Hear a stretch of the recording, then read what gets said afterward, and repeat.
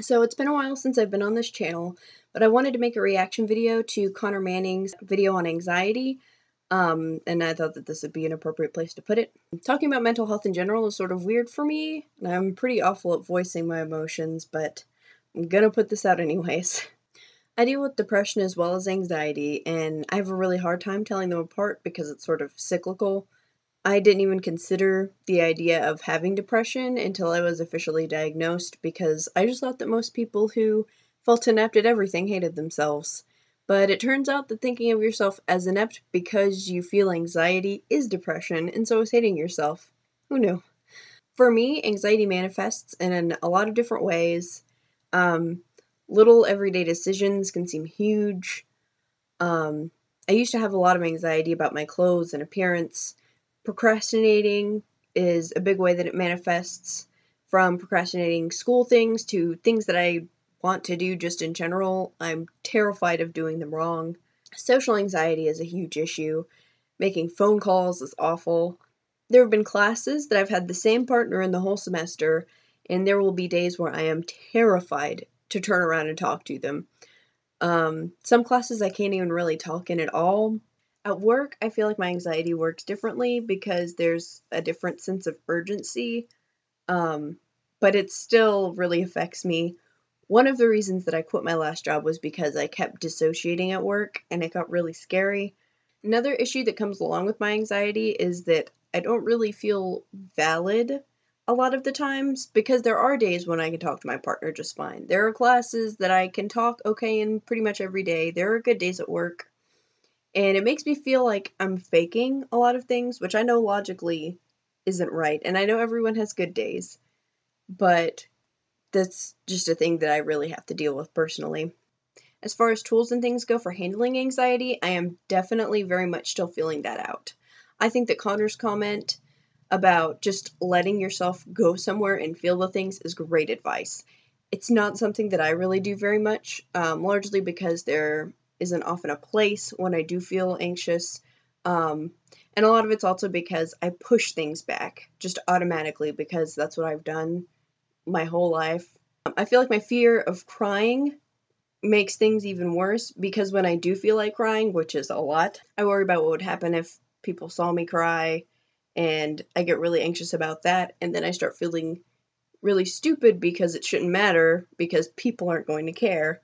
And it becomes a really ridiculous cycle that just makes everything a lot worse.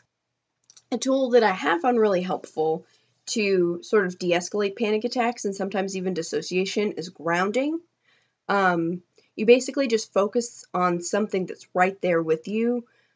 Breathing is something that's really easy to focus on.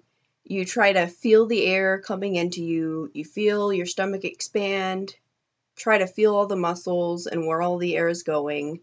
Count your breaths. Just really focus. Another good thing to focus on is what you're sitting or standing on. Try to feel all of your muscles. Even try to feel the ground underneath you. The big thing is just to focus on things that are right there and that are a part of you to remind you that you're there and where you're at is what's reality. And it brings you out of that mindset, those things that you're focused on. Another sort of grounding is sort of just focusing your mind away from what you're thinking about. This is really hard to do by yourself, but there are a lot of apps that use this. It'll ask you really random questions. It'll ask you, like, name 5 water animals, name 6 shapes in your room, different things like that. The different kinds of grounding will probably work differently for different people in different situations, but overall, as a tool, it's helped me a lot. Another thing that Connor mentioned that's really important is taking care of your needs and being okay with them, which, as I've said, is something that I struggle with. But on top of that, I'm in the process of feeling out what my needs even are. Because I've spent so much of my life suppressing emotions and feelings and just generally ignoring myself, I've been trying to figure out what I need. One tool for trying to figure that out that I found was really helpful was looking at specific situations that you've been in. You take the situation that you are in and you look at it objectively. You pick out what actually happened. And once you've got that figured out, you write down what your thoughts were while this was going on. And then you write out your emotions. For me, the most difficult part is figuring out the difference between thoughts and emotions.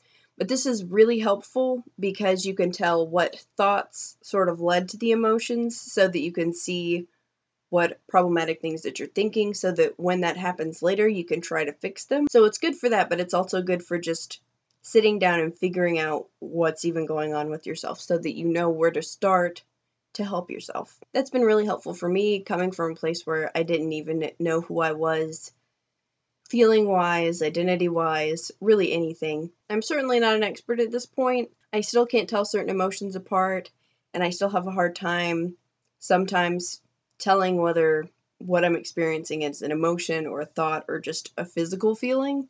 I still feel aloof a lot of the time, and I find myself automatically suppressing bad things, but I am getting better, and that's pretty cool.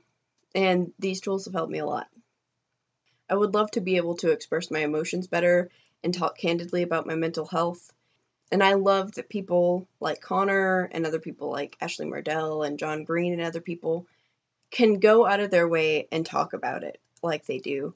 And it makes me and a lot of other people feel a lot less weird. So thank you to all of them and everyone else who can just talk about how they feel in a public forum like this.